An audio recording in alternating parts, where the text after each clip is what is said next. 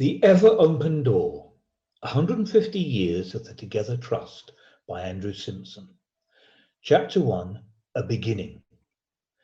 To have, in the centre of a great city, a well-appointed house with doors open day and night for the reception and care of the homeless, destitute, wayward and suffering children of all ages. Manchester Boys and Girls Refuge, from the Manchester Guardian, May 24th, 1896. The origins of the Together Trust can be traced back to one evening in the autumn of 1869 at the St Anne's Ragged School on Queen Street, off Deansgate in Manchester. A defining moment was witnessed by two teachers when a couple of students seemed reluctant to leave the building at the end of the day. This was understandable, as neither boy had a home. One boy, it transpired, was sleeping rough under a Salford railway arch, and the other was seeking refuge on an old staircase in a Deansgate entry. What proved more shocking was that there was no provision in the city where the children could be given a safe bed for the night. Inquiries were made into the accommodation provided at the industrial school at Ardwick Green and the night refuge on St John's Parade off Byrom Street, but these were not easily accessible, nor open all year round. There were industrial schools which were responsible for taking children found on the streets and giving them a safe home, but to do this, the young people had to be referred by a magistrate. The alternative was the night shelter, which was simply inappropriate, given that its inmates were often adult vagabonds or criminals. The idea of a refuge for destitute children is a simple one, yet no such provision existed in Manchester or Salford in 1869. The decision to set up a place of safety where homeless young people could be given a bed at night and breakfast the following morning was a hugely important one, undertaken by Leonard Kilbee Shaw, who would go on to serve the charity as its secretary for a quarter of a century, and his fellow teacher, Richard Bramwell Taylor. In a speech given at the charity's 25th anniversary celebration in 1895, Shaw noted, "Seldom was a need more urgent and an object more definite than those which led to the opening of a house in Quay Street, Deansgate, on January the 4th, 1870, with the sign so sadly eloquent, 'Night Refuge for Homeless Boys.'" The home was at first limited to just 12 beds. It was, according to one report, an austere place. Quote, "In a dark little room on the ground floor of the house was a living room where meals were served. The front cellar was a living room by day and a school and band room at night. The back cellar, described as being dark and damp as a cavern, was made to serve the purpose of a bathroom and lavatory." The sleeping accommodation was almost amusingly primitive. It took the shape of hammocks hung out round the upper room from strong hooks in the wall, each hammock having two iron legs which fitted into sockets in the floor, which when the boys jumped into bed with a burst, pulled the held-fasts from the sockets, and even a portion of the wall too, leaving a dusty heap in the middle of the floor. Despite the grimness of the surroundings, the home was preferable to the alternative. The Together Trust's extensive archive details information about the children previously in its care. The admission book for the first year recorded that one lad, aged 15, had been living on the streets and sleeping in boiler houses, while another, called William, who was just 11 years old, had been staying in a house of ill fame on Hardman Street. Two brothers, who also presented themselves at the door of the refuge, were regularly sleeping in a yard at the back of one of the worst houses in the Charter Street neighbourhood.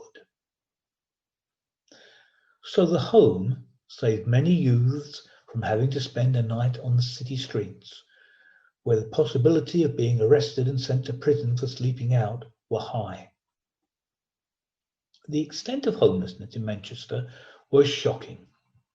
In a pamphlet written by Leonard K. Shaw in 1880, the charity reported it had picked 1,000 young people off the streets in the first decade of its existence. It also highlighted statistics supplied by the Chief Constable of Manchester, which revealed the number apprehended with no fixed home amounted to 1,063 between 1870 and 1872. While this number fell away slightly during the remainder of the decade, it still stood at 603 in 1879. Despite this fall, the problem did not abate. In 1886, the refuge reported that during the previous year, it had provided 4,984 meals and given a bed to 1,648 young people. The risk of arrest was a real one, with all its attendant horrors of a night in the cells. But the authorities and the charity were aware of the risks that living on the streets posed. On one of his nightly trips across Manchester and Salford, Shaw described how he had encountered groups of idle, vagrant boys and girls aged 15 to 18 on Angel Street and Charter Street. Few of them can read and write, and many have been in prison. So, for some, the refuge offered the chance to turn their lives around, and many did just that. While some who occupied a bed were there because of their parents, who may have neglected them, some had left home to find work in the city. Those without sufficient funds for a lodging house were helped with a free supper, a bed and a breakfast, and afterwards put in the way of returning to the country or their town, and sometimes helped to get to sea or to join the army. Businessmen known to Leonard Shaw, many of whom shared his religious convictions, provided the initial funding for the venture. These included prominent cotton magnate John Rylands and prison philanthropist Thomas Wright. The expectation was that the refuge would in part be self-sufficient, as those who were admitted would contribute to their own upkeep, using their wages with the remainder deposited in a savings bank. This practice fitted the charity's overarching principle of self-help and its message that the refuge would only help those who try to help themselves. To that end, all the boys who were admitted first had to make an application, which was investigated so that only the really homeless and destitute were accepted.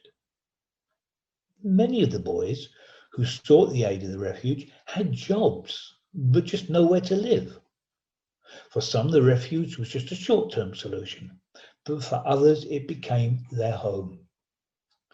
During the first 6 months of 1870, the refuge admitted 144 boys, with the average admission each month reaching just over 40. In March through to April of that year, the number rose to 50, which far exceeded the accommodation available.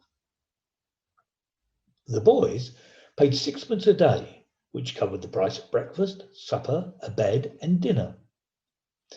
Some lodging houses may have been cheaper, with charges ranging from 3p a night to 1 shilling, but they were overcrowded places where sharing a bed was common and most were in an appalling state. In line with its policy of self-help, the refuge set up work brigades for those who were not already in employment. By April 1870, 24 of the boys were enlisted in the Shoeblack Brigade. 6 were in the Messenger Brigade, 3 worked in the refuge, and the remaining 5 were employed locally. The refuge provided uniforms for the brigades, many of which were donated by John Rylands, with red for shoeblacks and blue for the messengers. The refuge charged 2p per day for the use of the uniforms, and each carried a number, so that if blame is attached to any of them, a complaint can be readily made at the refuge. The assumption that some of the boys might let the refuge down may seem harsh, but as the admission books show, not all were on their best behaviour. Of the first 20 boys who moved into the refuge, 5 were dismissed, 3 decamped, and 4 left, leaving 8 who either moved on to other homes or were successful enough in their occupations to settle elsewhere. Given the immediate circumstances of some of those admitted, it is unsurprising that a few of them fell by the wayside.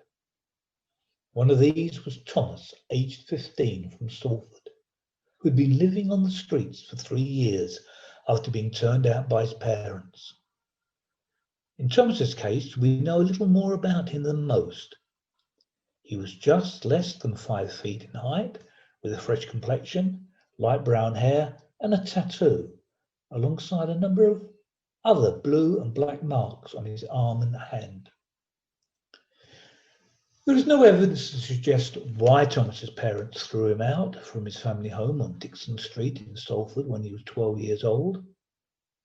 But an incident just 3 months after he was admitted to the refuge may suggest a possible reason, as Thomas was found guilty of stealing from his employer. He later received a sentence of 1 month's imprisonment in a reformatory in Leicestershire, and then was sent to a training ship.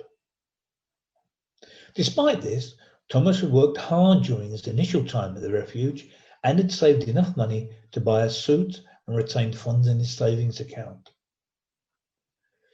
The admission books tell the story of another boy, Richard, who had arrived destitute and very wretched. Both of his parents were dead. He stayed at the refuge for 2 years, finally leaving to go to a lodging house, having a good situation.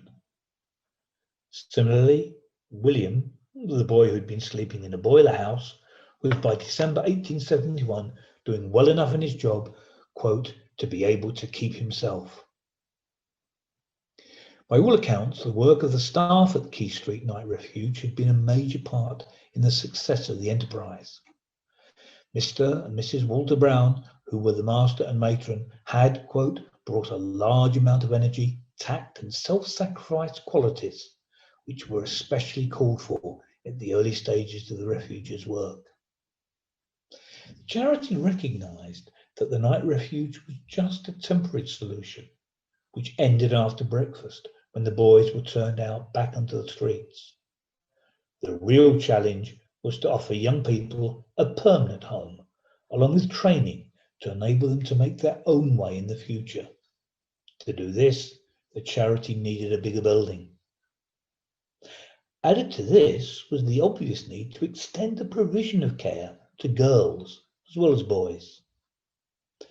It was an omission not missed by one correspondent to the Manchester Guardian, who, commenting on the opening night of the refuge for homeless boys, felt sorry that no similar claims had been advanced on behalf of destitute young girls. The charity was to address all of this during the next decade, with homes for girls as well as homes for the very young and those with disabilities.